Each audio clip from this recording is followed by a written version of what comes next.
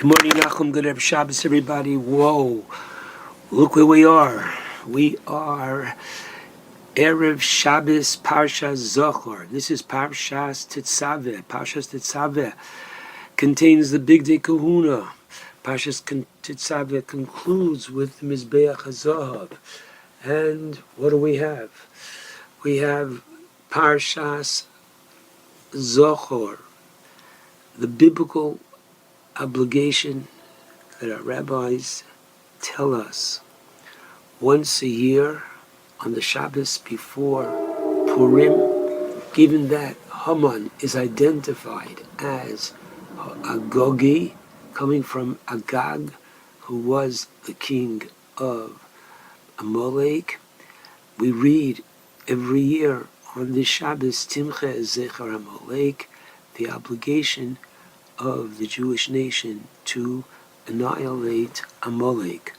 Rav Soloveitchik, Zechat Tzaddik Levracha, said that the family tradition was that any nation that has as its raison d'etre, its very constitution and purpose for being, is to destroy Am Yisrael, that is what constitutes Amalek. Okay, I'd like to go in order, and namely, let's talk for a moment about Parshas Zohar. There is a clear obligation from the Torah to remember evil, that we should be always prepared to wipe it out, to know not only what is positive, but what is negative. And what is negative is to be destroyed. Now, the idea of Parshas Zohar is that we ought to recall that Asher Korcha Baderech. The Torah says the last three verses in Parshas Kiseitze, at the end of chapter 25 in the book of Devarim, is Asher Korcha Baderech. Amalek chanced upon you. What does that mean? It means once he met you, knowing full well that Hashem had performed 10 plagues, splitting of the Red Sea, that Hashem had basically said to the rest of the world, don't touch my people, because they are just that, my people. Amalek said, let's see. So even though he was defeated, clearly he opened the door, as Rashi uses the example of the hot tub that was simply too hot for anybody to go in. Amalek cooled it off by jumping into the hot tub, even though he personally was scalded, but he cooled it off for others to do likewise. Asher Korcha means to chance. Korcha means that it just so happens, and that's what basically Amalek stands for. All of life is simple chance. There's no one that runs the show, and it's all Purim. Al Shem HaPur. Very strange. At the end of the 9th chapter of Megillah, we're told that this holiday is called Purim. What a strange name for a holiday. All the other holidays make sense. Hanukkah, we rededicated the temple. Purim, because Haman drew lots, and it turned out to be in the month of Adar, and he knew that Moshe died in the month of Adar, so he was pleased. He didn't know that Moshe was born in the month of Adar. Incredible that this holiday is called Purim, because Purim is a continuation of Korcha. Purim is simply the idea that there is no force or power that runs the world. And we believe just the opposite. We believe that the beginning of chapter 6, that Balaylahu, on that night, Nodida, Shnas HaMelech, the king couldn't sleep. Which king are we talking about? And the answer is both. We're talking about Achashverosh, king with a small k, and we're talking about the King of Kings, Melech Malchei HaMelachim, HaKadosh Baruch Hu. Okay, here we go. So, first of all, this coming Monday is Tanis Esther. Manish Tano. What's the difference between Tanis Esther and all the other Taniyos? The other 4 Taniyos of Shavasa B'Tammuz, Tisha B'Av, Tzom Gedalia, Asar B'Teves, these are all to commemorate tragedies that happened in the past. Tanis Esther is on the 13th of Adar, this coming Monday, and we fast because the Jewish people fasted on the day that they went to war against Haman, against Amalek, and guess what? We won the war. And how many did we kill out? 75,000. And how many did we lose? None. I'll never forget my Rebbe, Rav Aaron Kreiser, Zechet Tzadik V'Kadosh Livracha, said to me, Yudin, that's worth celebrating. So, as we begin our Purim Suda, hopefully on time, this coming Tuesday afternoon, the earlier the better, that we should just announce to all our guests that we are reliving that incredible day in history, which the Ravid calls a Tanis Shel Simcha. This coming Monday is a fast of happiness and joy. No question. If one is able to fast, they should fast. If you're not able to fast, you don't have to fast. It's an honor system. Do what's right. Okay, now, be aware that before we read the Megillah, there's a minhag to give machzis hashekel. As you'll see in the synagogue, every synagogue has in America $3.50. Pick it up, it's yours, put it down, and put some charity down as well. Okay, let's get to Monday night and Tuesday. Monday night, we begin Purim. There are 4 mitzvos for the holiday of Purim. The reading of the Megillah by nighttime as well as by day.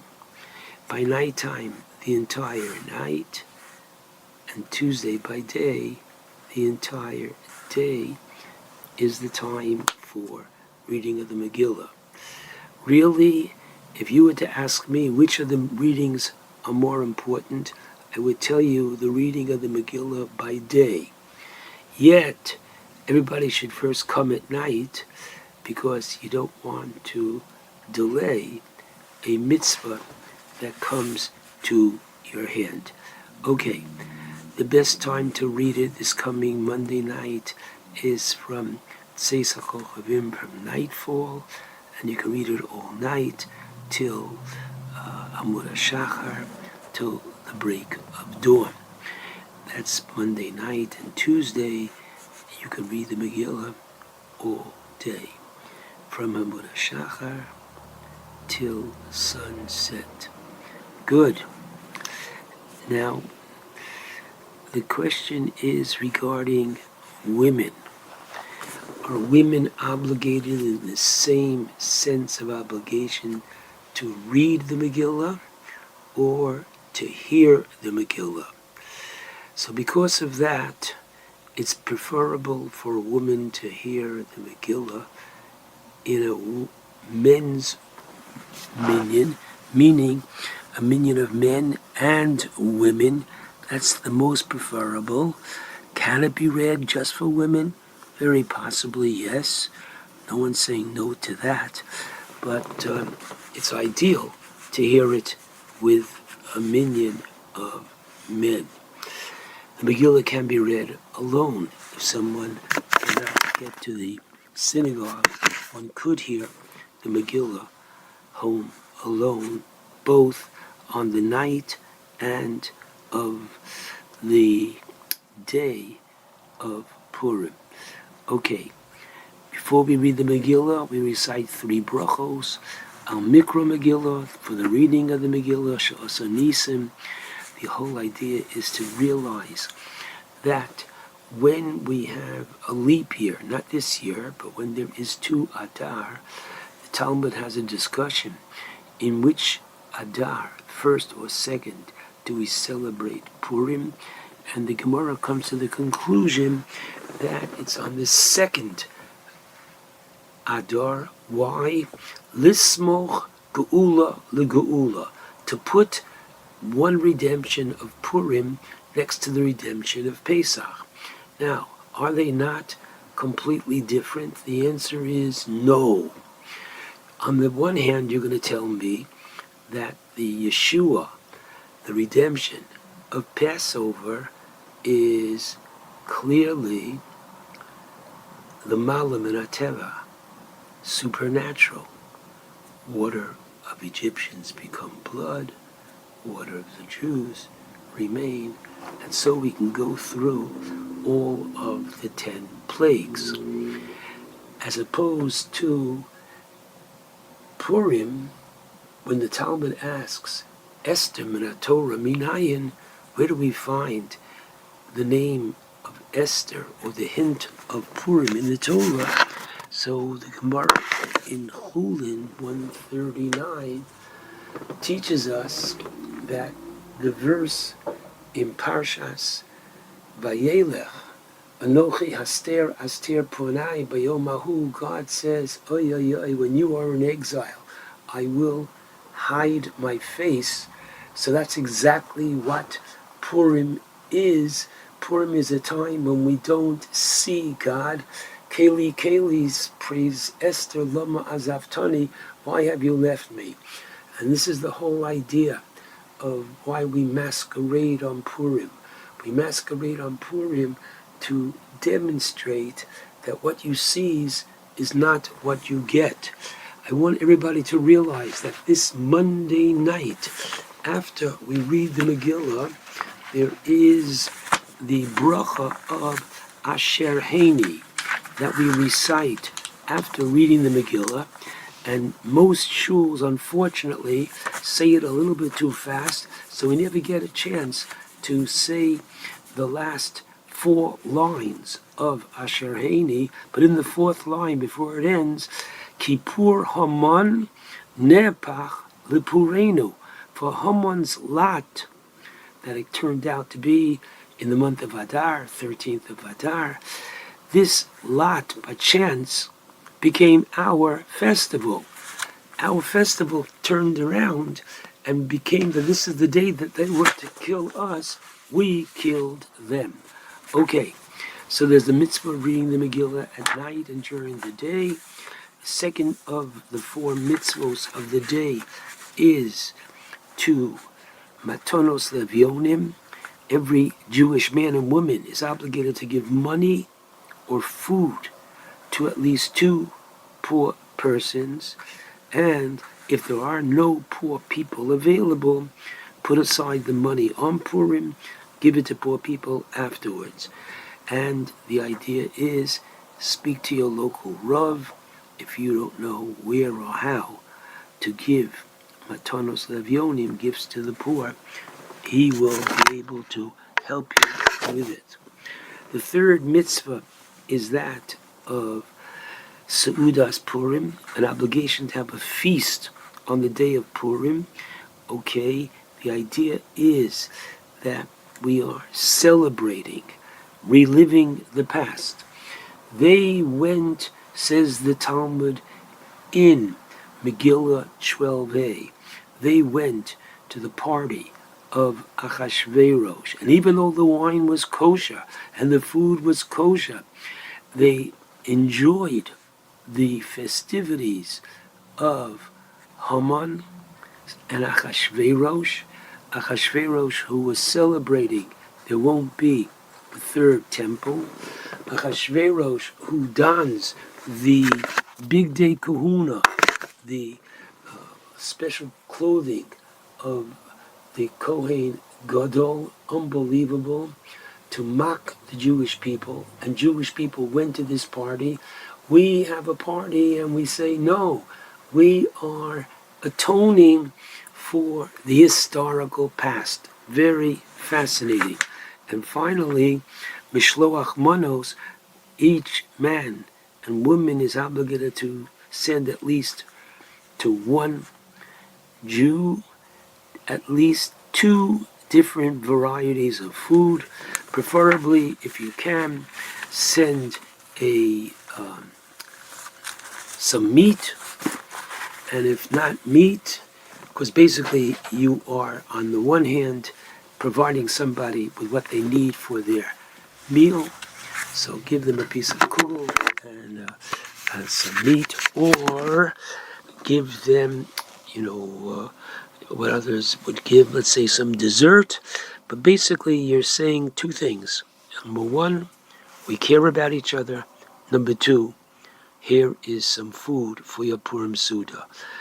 We say Al Hanisim on Purim in our prayers and in the Birkas HaMazon. I take this opportunity to wish everybody a Purim sameach. Enjoy Purim, and we enjoy it in the right way by drinking, and drinking a little bit more than usual, but chas v'shalom, not abusing that privilege to, God forbid, bring anybody into danger, be it by driving, etc. And more important, the dignity of our people is that we are able to celebrate with wine, knowing full well that blessed is Mordechai and cursed is Haman. Shabbat shalom, and a very special holiday of Purim to all.